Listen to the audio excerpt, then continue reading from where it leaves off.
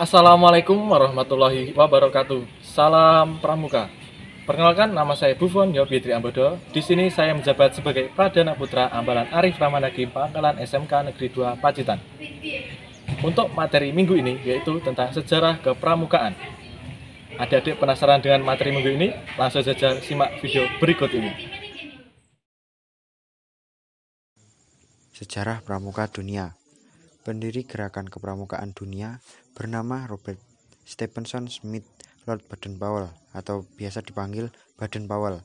Ia lahir di kota London, Inggris 22 Februari tahun 1857 dan wafat di Nyeri, Kenya pada tanggal 8 Januari 1941. Tahun 1899, saat dewasa, Baden-Powell bergabung dengan militer Inggris. Pengalaman-pengalaman selama menjadi tentara tersebut beliau tulis dan dibukukan dengan judul Aid to Scouting. Tahun 1907, pembaca buku Aid to Scouting sangat tinggi untuk menguji semua ide yang dalam buku antusias barunya tersebut. Pada tanggal 25 Juli sampai dengan 2 Agustus 1907, Baden-Powell melaksanakan sebuah acara perkemahan di Browsea Island, Inggris bersama 22 remaja lelaki. Sejak perkemahan inilah Baden-Powell semakin serius untuk mengembangkan gerakan kepanduan. Tahun 1907, Baden-Powell menuliskan pengalaman latihan kepramukaan yang dirilisnya dalam buku Scouting for Boys. Hal ini dianggap sebagai cikal bakal dari lahirnya gerakan pramuka. Organisasi-organisasi pramuka pun bermunculan yang pada mula hanya diperuntukkan untuk anak laki-laki dengan nama Boy Scout. Tahun 1920, Jambore Dunia dilaksanakan untuk pertama kalinya pada tanggal 30 Juli sampai 8 Agustus 1920 di Olympia Hall, London. Sebanyak 8.000 orang anggota pramuka dari 34 negara turut serta dalam acara Jambore itu. Pada kesempatan itu pula, Baden-Powell dinobatkan sebagai Bapak Pandu Sedunia atau Chief Scout of the World. Dibentuk Dewan Internasional Organisasi Pramuka beranggotakan 9 orang dalam kantor kesekretariatan di kota London. Kantor ini dipindahkan ke Ottawa, Kanada pada tahun 1958 lalu ke Geneva, Swiss pada tahun 1968. Sejarah Pramuka Indonesia. Bapak Pramuka Indonesia bernama Sri Sultan Hamengkubuwono IX atau Gusti Raden Mas Doro Jatun yang lahir di Yogyakarta tanggal 12 April 1912 dan wafatnya di Washington DC, Amerika pada tanggal 2 Oktober 1988.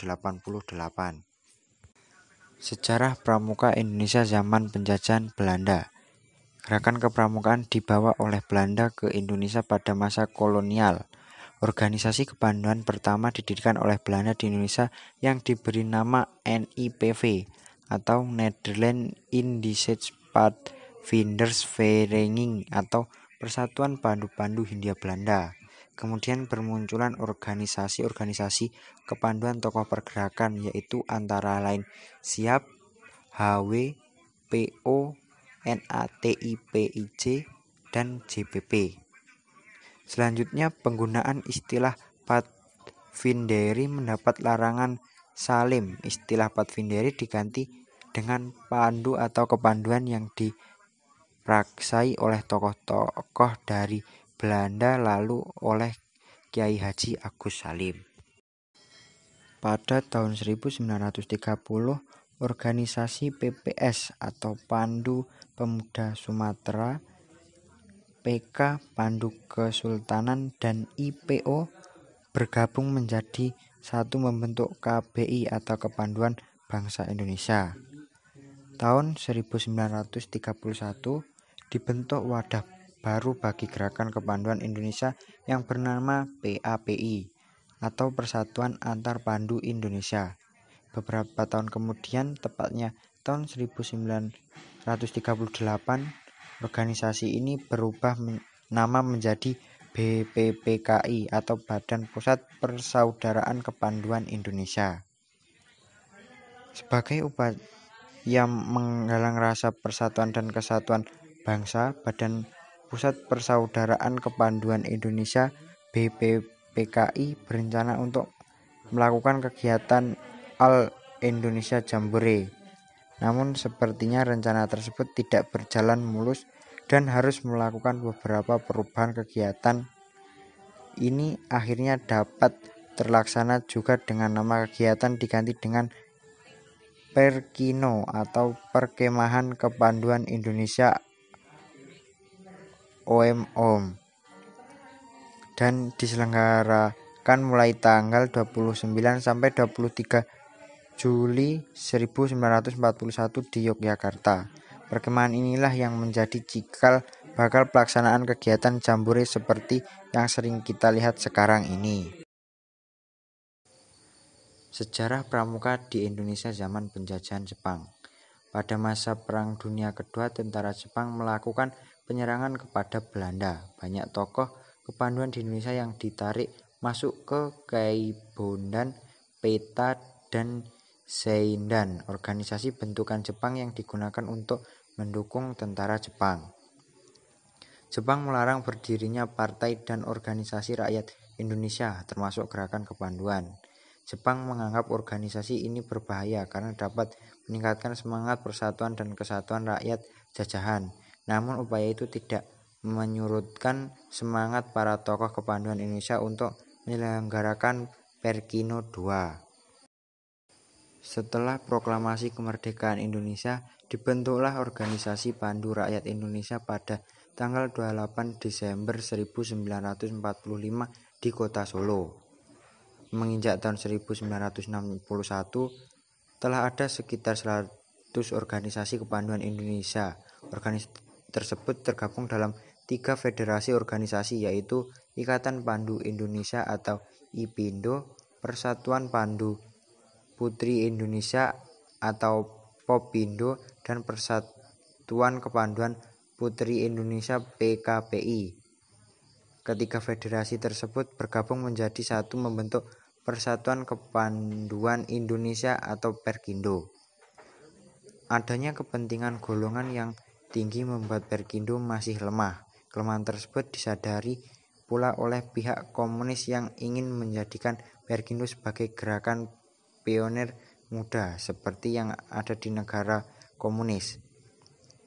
Namun seluruh anggotanya menentang keras keinginan komunis tersebut untuk menghalau kepentingan komunis itu, dikarenakan Kepres nomor 238 tahun 1961 tentang Gerakan Pramuka yang ditandatangani oleh Ir Juanda yang saat itu menjabat sebagai PJS Presiden RI karena Presiden Soekarno sedang berkunjung ke Jepang.